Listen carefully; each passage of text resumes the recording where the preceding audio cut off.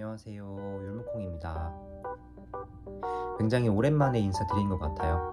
올해 초에 1차 관련 영상을 찍었었는데 벌써 1차 시험이 끝이 나고 이제 2차 시험을 준비하고 계실 텐데요. 모두들 결과가 어찌 되셨던 간에 1년 동안 힘차게 달려오시느라고 정말 고생 많으셨습니다. 저의 1차 준비 영상을 많은 분들이 봐주시고 또 관심을 가져주셔서 진심으로 감사드립니다. 1차 시험이 끝나기 전에 2차 준비 영상을 업로드 해야지 하고 생각하고 있었는데 너무 바빠서 영상을 찍을 시간이 나지 않았어요. 그래도 늦게나마 저의 2차 시험 준비 영상을 찍게 되었습니다. 부디 여러분들에게 마지막 시험까지 도움이 되셨으면 좋겠습니다. 그럼 시작하겠습니다. 경기도는 일단 타 지역과 다르게 2차 시험의 변별력이 아주 크다고 들었습니다. 물론 지역 간의 차이는 있겠지만요. 실제로 저도 1차 시험 때는 이제 대충 점수를 계산했을 때 16등 정도의 점수였었는데 이제 2차 시험까지 합산한 결과 6등으로 올라서 2차 시험의 비중이 크다는 것을 이제 실감을 했습니다. 특히 경기도는 평가 영역이 다른 지역보다 이제 두 개가 더 많아서 준비해야 할 것이 정말 많습니다. 평가 영역은 우선 첫 번째 수업 실현 30%, 두 번째 수업 나눔 30%, 세 번째 집단 토의 20%, 네 번째 개별 면접 20%입니다. 다행히 작년에는 이제 코로나로 인해서 집단 토의가 없어지고 개별 면접의 비중이 40% 정도까지 올라서 저는 다행히 면접에만 집중을 할 수 있었습니다.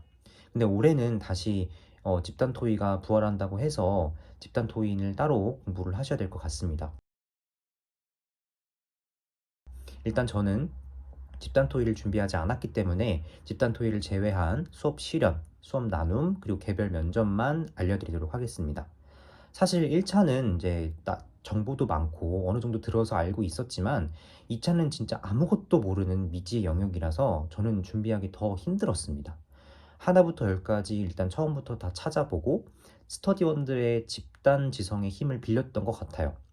일단 2차는 1차와 다르게 스터디를 적극적으로 활용을 하셔야 합니다. 1차는 뭐 어찌저찌 혼자서 공부할 수 있었지만 2차부터는 혼자서 공부하게 되면 정보량도 부족하고 가장 중요한 피드백을 받을 수 없기 때문에 저는 일단 꼭 스터디를 구하시는 것을 추천드립니다. 일단 첫 번째 수업 실현에 관한 내용을 알려드리도록 하겠습니다. 우선 저희 과에서는 아쉽게도 작년에 한문으로 임용을 보는 사람이 많지 않았고 특히 경기도 지원자는 거의 없었어요. 그래서 수업 나눔까지 있어가지고 서울에서 일단 경기도 지원자분들이랑 오프라인 스터디를 구해서 진행을 했었습니다. 사실 1차가 끝나고 일주일 정도는 좀 휴식 기간을 가졌어요. 일단 스터디는 구해놓고 이제 일주일 뒤에부터 시작을 하자라고 이렇게 말을 하고 나서 시작을 했습니다.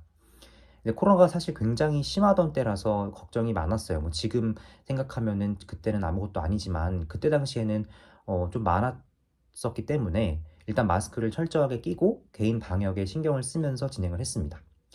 처음에는 일단 기출문제랑 교과서 분석을 했습니다. 15학년도부터 20학년도까지 기출문제를 구해서 일단 어떤 작품이 나왔고 어떤 식으로 출제가 되었는지를 파악을 했습니다. 다음으로 이제 사종의 교과서를 훑어보고 산문과 사자성어 그리고 한시 부분에서 나올 만한 부분을 추렸어요. 사실 아직 1차 시험 결과가 나오지 않아서 첫 스터디는 기출문제로만 진행을 했었습니다. 15학년도부터 20학년도까지 기출문제를 각자 집에서 구상을 해오고 스터디 시간에 이제 와서 실현을 했습니다. 1차 합격 후에는 새로운 스터디를 꾸려서 교과서 분석 자료를 토대로 제일 유력한 작품부터 시작을 했어요. 이때는 그 구상을 스터디 시간에 20분으로 잡고 한 다음에 바로 실현을 했습니다. 왜냐하면 이렇게 해야 실제 시험에서도 구상을 바로 하고 바로 실현을 할 수 있기 때문이죠. 정말 아쉽게도 이번 시험에서는 누구도 예상하지 못했던 한시 영역의 문제가 나와서 저는 너무너무 당황했어요. 일단 그 많은 문제들 중에서 나올 문제도 적었고 내용도 중요한 부분이 훨씬 많았었는데 제가 그래서 한시는 절대 안 나올 거라고 예상했었고 교수님들도 한시는 가능성이 좀 적다라고 말씀을 하셨었는데 한시 특히 송인이 나와서 정말 당황했습니다. 그래서 등한시 하시지 마시고 꼭 모든 영역을 준비하시기를 바랍니다. 또 실현을 하고 가장 중요한 거는 피드백이에요. 피드백.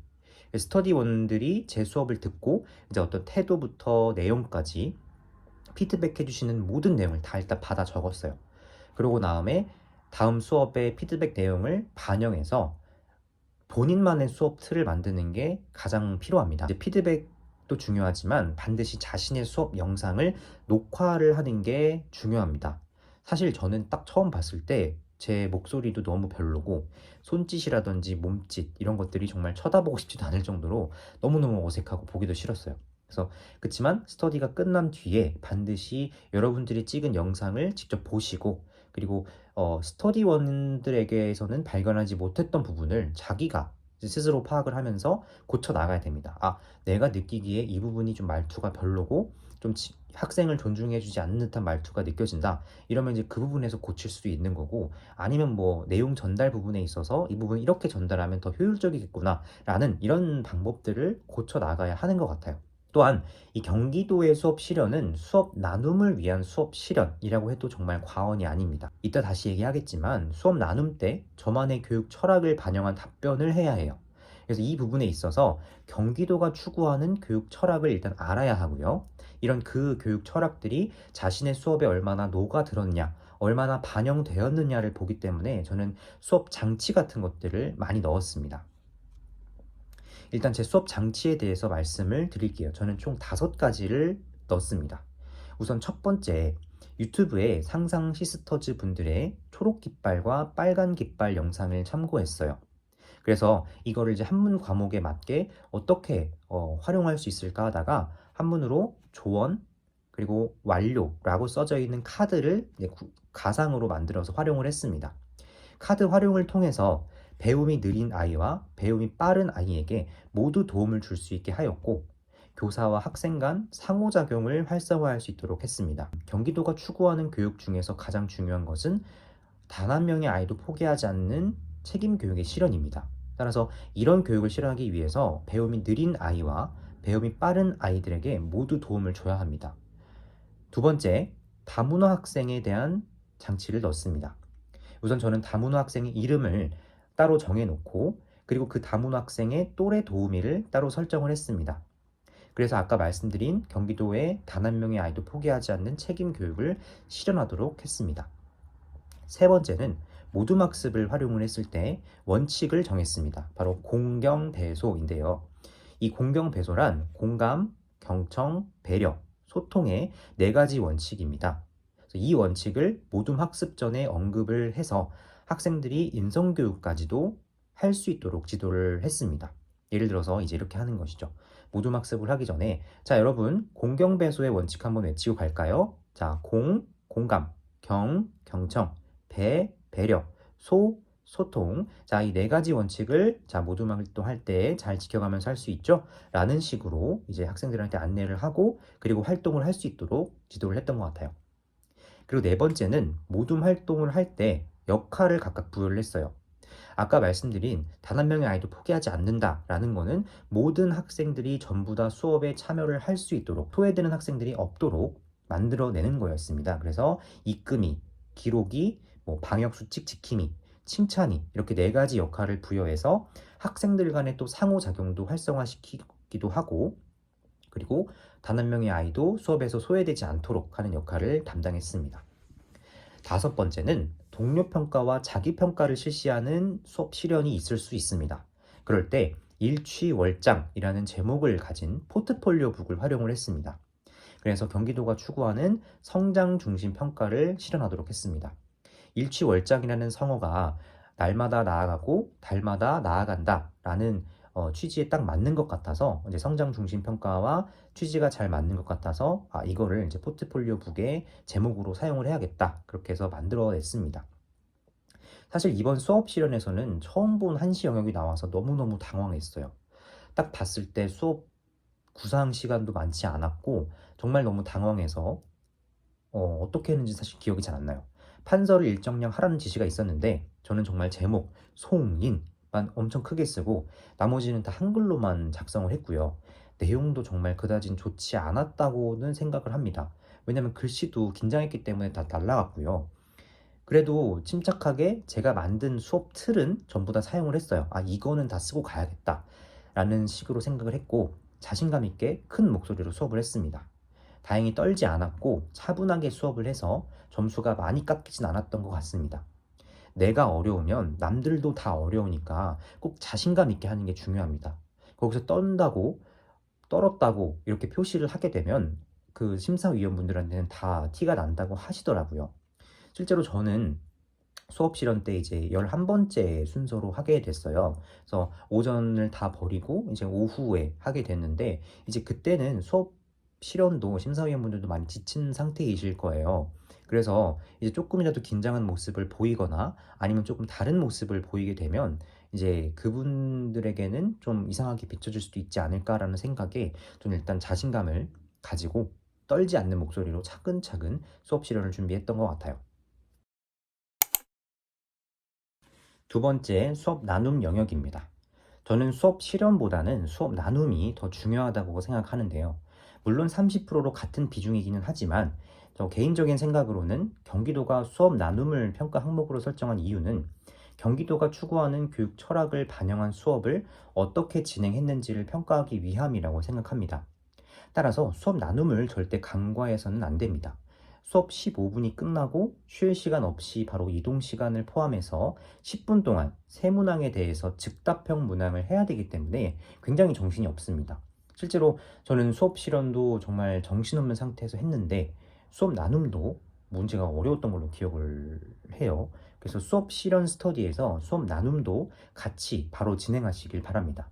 저는 스터디에서는 항상 10분을 거의 채우지를 못했어요. 한 6분, 7분, 많아봐야 8분 정도였는데 실제 시험에서는 마지막 문제가 답변하다가 시간이 끝났어요. 그래서 띡 해가지고 이제 끝나서 멘붕이 온 상태로 나갔어요. 그래서 수업 실현은 그나마 괜찮았는데 수업 나눔에서 이제 망했구나라는 생각을 했어요. 근데 사실 저뿐만이 아니라 수업 나눔이 저도 어렵기 때문에 다른 분들도 어려웠기는 하셨대요. 그래서 이제 내가 어려운 거는 역시 남들도 어렵구나라는 생각으로 생각하시면 좋을 것 같습니다.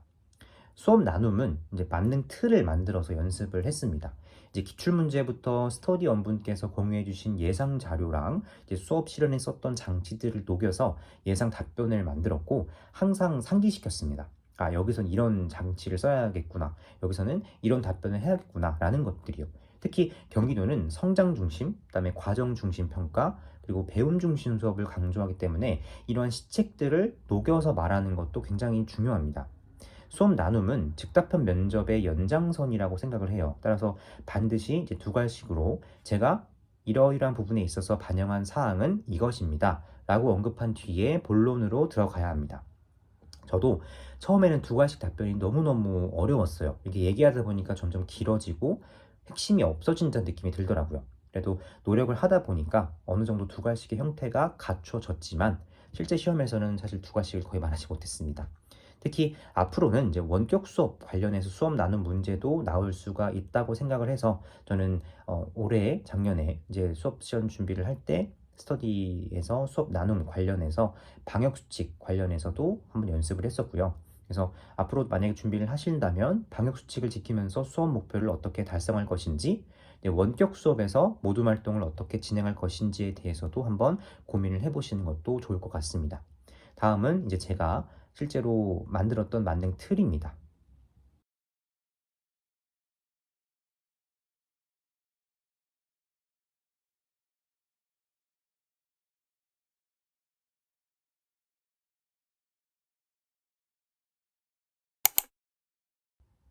세 번째는 개별 면접입니다.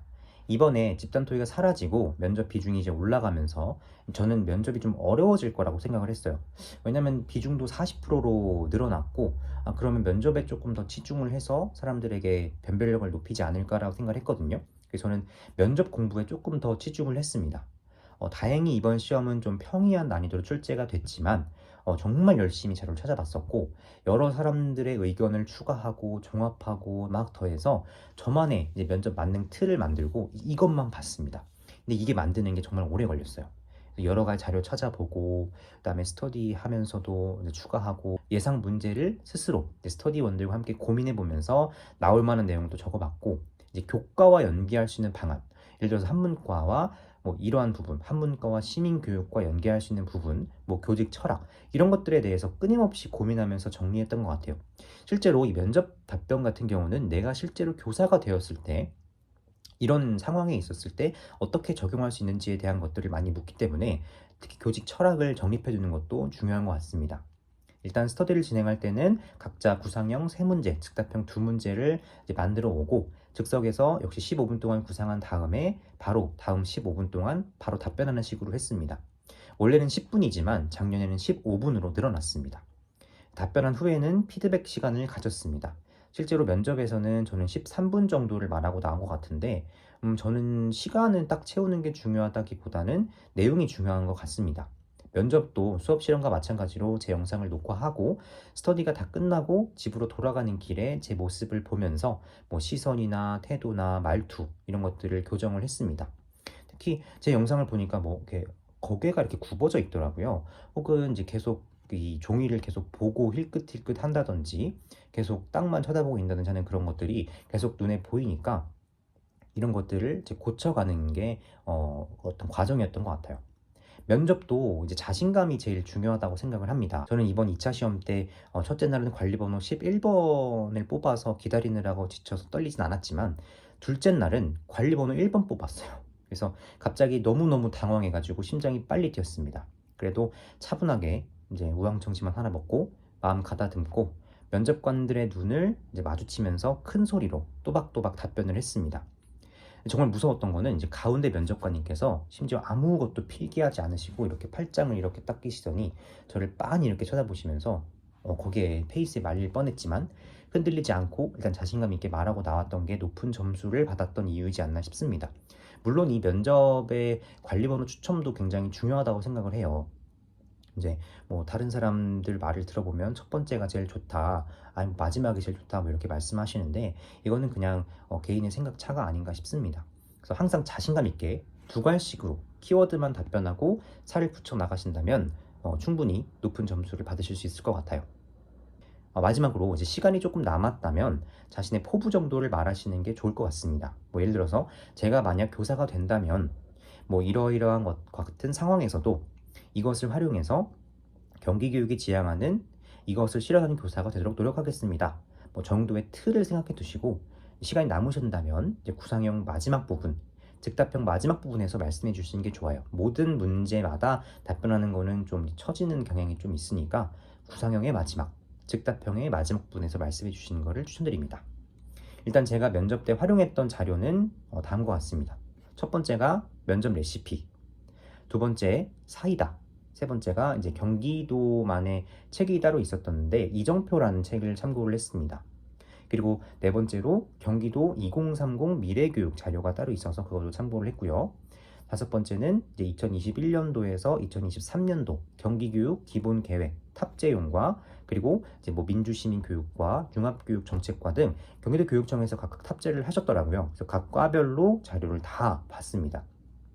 물론 이거는 스터디원들이랑 같이 하면서 공부를 했어요.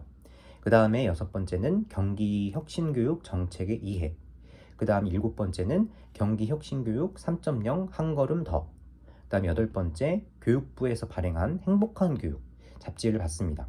사실 이게 경기도만의 잡지는 아니고 전국의 이제 교육부에서 발행한 잡지인데 사실 여기에 굉장히 다양한 소스들이 녹아 들어가 있어요. 그래서 여기에 잡지도 읽어보고 나서 이제 면접 틀에다가 어떻게 적용을 시킬 수 있을지에 대해서도 좀 고민을 해봤던 것 같아요.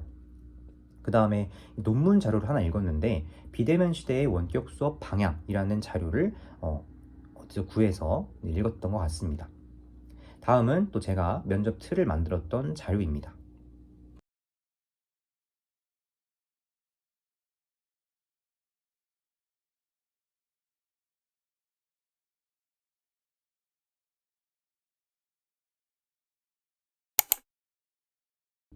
여기까지 제 임용고시 한문 과목 1차랑 2차 영상까지 제가 전달해 드리고자 했던 내용은 다 전달을 한 것 같은데요.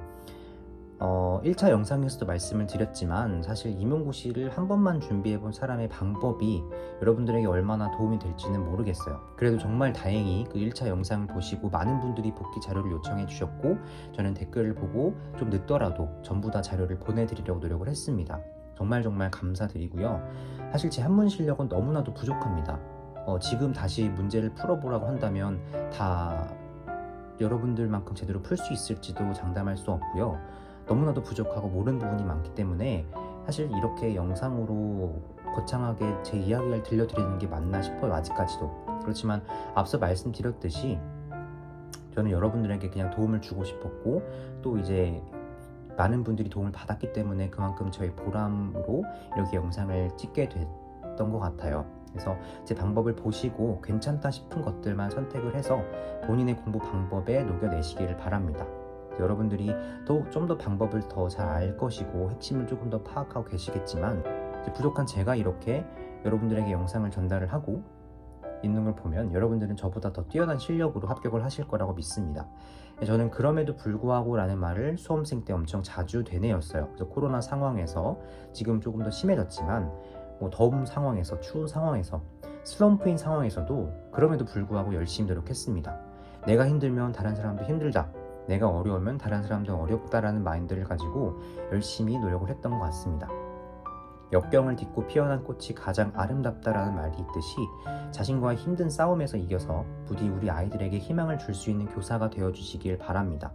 실제로 제가 교사를 하고 1년 정도가 지나고 있지만 정말로 예쁜 아이들이 너무너무 많습니다. 저를 사랑해주는 애들도 많고요. 그만큼 많은 아이들을 만나면서 정말 교사가 되기를 잘했다, 보람이 있다 라는 순간이 정말 많습니다. 그래서 부족한 영상이었지만 도움을 드리고 싶은 마음이 여러분들에게 전달되었으면 좋겠습니다. 지금까지 시청해주셔서 감사합니다.